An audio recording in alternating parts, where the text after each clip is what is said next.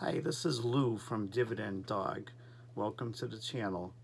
Here we talk about stocks with an emphasis on dividends paying stocks. So if that's your kind of thing, please like and consider subscribing.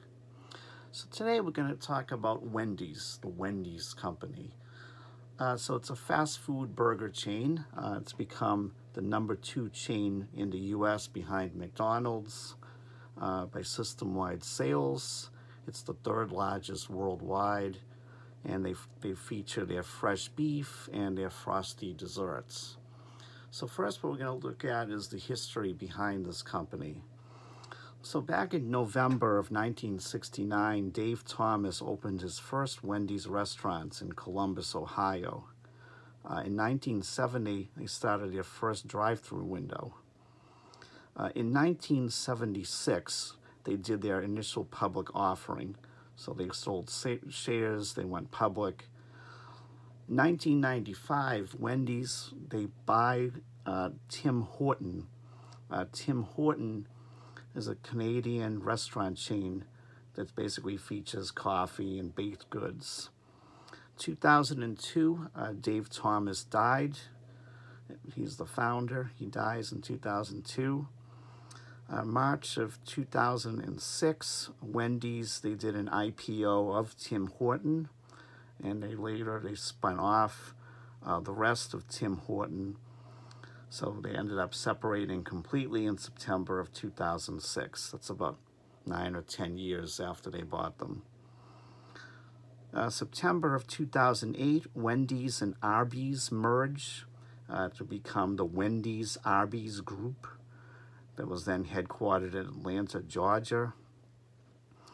And just a few years later, in July of 2011, Wendy's, they sell Arby's. So Arby's was then purchased by a private equity group, Roark Capital. Wendy's, they became the Wendys Company, and they moved their headquarters back to Dublin, Ohio. In October of 2012, the brands had a transformation with new restaurant designs to update the look of the restaurants. February 2013, they had a new Wendy's logo. November of 2021, they opened their 1,000th international restaurants. And in March of 2022, they opened their 7,000th restaurants in Georgia. So let's look at some of the financials here of the Wendys Company. The last several years, the earnings per share has generally grown, but the dividends has not always grown. In fact, the dividends was actually lowered. They were paying out 12 cents per quarter per share.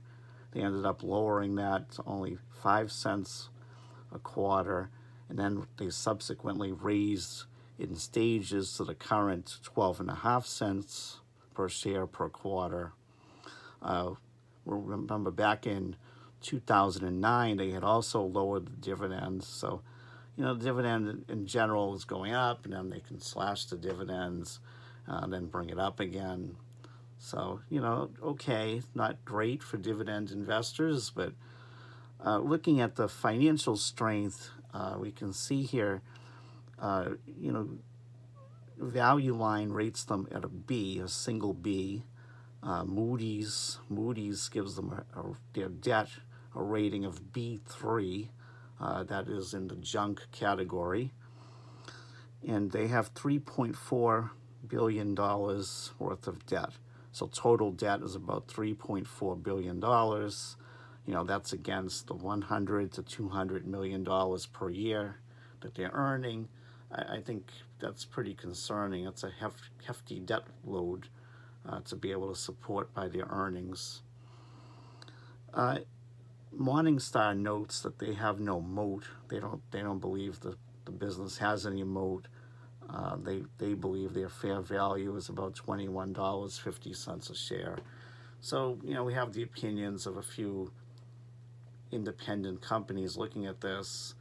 I think based on their debt, based on, where they stand, their debt pretty much deserves to be in junk junk status, and that's where it is.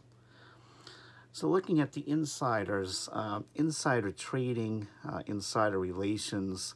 So the big story here really with this whole investment in Wendys, the big story is the largest shareholder, which is Trian Partners, that owns about a 19.4% stake. So back in May of 2022, Trian wrote the board a letter, and what they stated was a potential transaction could include an acquisition, business combination, tender offer, or similar transaction. Note that this news sent the share price going up at the time. It's interesting to note that Trian is controlled by Wendys chairman Nelson Peltz. So Nelson Peltz and Trian, they basically have them and their affiliates. They own more than 19% of Wendys stock. And it's the interesting thing with this, they're talking about they can do these things where maybe they buy the company, investors all of a sudden get very excited in it. But then I look over the insider trades to see what ended up happening here since then.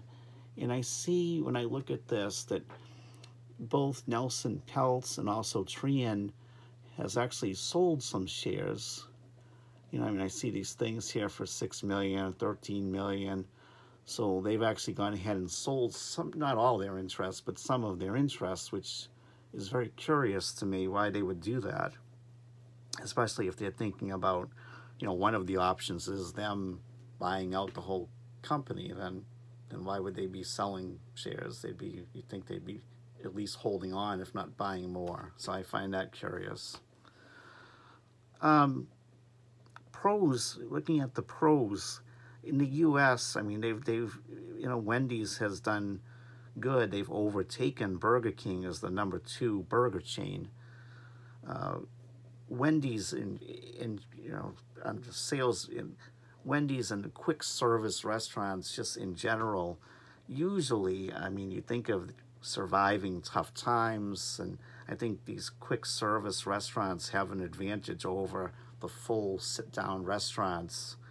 And it's done, when you look at the numbers, it's done okay during the pandemic that we just had. Most of these quick service restaurants, they're geared towards takeout anyhow, so something like a pandemic is, or even a recession or whatever, it's probably going to have a less of a impact on their business than a real sit-down restaurant would have to deal with. If Trian does make an offer for the company, obviously this would be a catalyst to move that stock price upward. Whether that happens or not, we'll see. Wendy's, another pro, is they're dealing with breakfast again. So they're getting into that breakfast game. Why not? You have the real estate. You have all these locations. You're leasing them anyway. So might as well try to squeeze out every dollar you can out of it. Get a little money in the morning. The international segment, it is growing, but it's still a very small base. I think there's definitely cons to this investment. I think the first con is that they only have about 1,000 international restaurants. It sounds like a lot. When I first read that, I'm like, oh, that's pretty good. And then you start looking at their competitors. McDonald's, they've got, something like 26,000 international restaurants. Burger King has 13,000 international restaurants. Numbers like that. So Wendy's is... it's very much a U.S. domestic burger chain. The domestic side has done good. As far as being international brands, they're really not so much, not in comparison to their bigger, more capitalized peers. I think that's a risk. The commodity cost inflation can hurt them. Certainly they don't have as much buying power as their competitors. I would think that looking at the companies and people that are going to franchise from Wendy's. You know, if I'm going to be a franchise operator, and if I had a choice of who to pick, you know, maybe I want to go with one of the top tier companies like a McDonald's or even Burger King versus Wendy's, just because the other companies are more stable, they're larger, they're, you know, financially speaking, they're a little bit more, they are a lot more well off than Wendy's. So that kind of leaves, you know, the people that are going to franchise from them, they might be more of the lower end operators. I'm not saying that's always the case, it's just, it's a risk. So I think that is a risk there. Yeah, I think they're just, on a global scale, they're just way behind the competition. So just as a, you know, bring some of this together, I think that if Trian is going to, if they're going to make an offer, they would have done it. I just can't get my head around why they would be selling shares if they're even thinking about potentially taking the whole company private. It just doesn't make any sense to me. You know, maybe they're thinking about another combination. You know, they said that in the letter, that could be a factor. If they do go that route, which I think that's probably more likely than actually buying out the company, to do another sort of combination, and I think that would be a mistake, and there's a few reasons why. Basically, I think that there are three things here that has hurt Wendy's as a business in the past. Well, first, the founder, Dave Thomas, dying definitely hurt them. You know, he was sort of became the face of Wendy's, and I'm sure behind the scenes he was very much into it. So that hurt them. But I think two other major things that hurt them was just getting involved with Tim Hortons. You know, this Canadian, you know, coffee and donut type place. I think that hurt. I think getting involved with Arby's, I think that hurt. It's just one of these things where these events here, these other combinations, it's like they tried that already. And, you know, it's just, I can see the management of the whole company losing focus on Wendy's as a burger chain, mostly in the US, and now they're dealing with these other brands, and you know, it didn't work before, so why would anyone think, you know, it's going to work this time, you know, to bring on another brands? It just seems like it's repeating, you know, with Arby's and Tim Hortons. It's like they made mistakes with these things before. You know, they only held these things for a handful of years. It wasn't working. They got rid of it. And the idea of them combining with some other food brands, I think, would be a big mistake. I think right now they're focused on Wendy's alone. I think that's a good move. I just don't trust that they're not going to do something else like this and go for some other brands and then try to rename the company and try to do this other crazy thing here with these other brands. And we just don't know. We just don't know what Trian and Nelson Peltz are up to here. You know, I'm sure they have a plan. But, you know, they're very vague about it. They're not really, they're saying we could do this, we could do that. And we just don't know what they're thinking. So that's worrisome.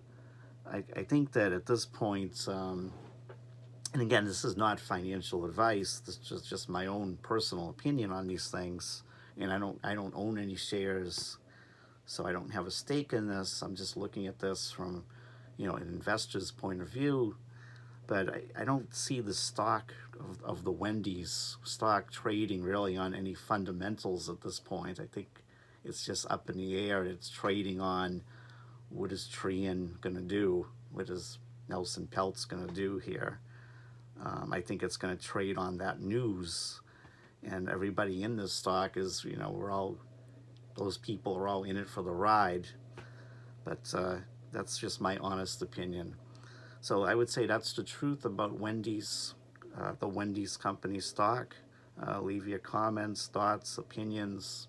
Thanks for watching.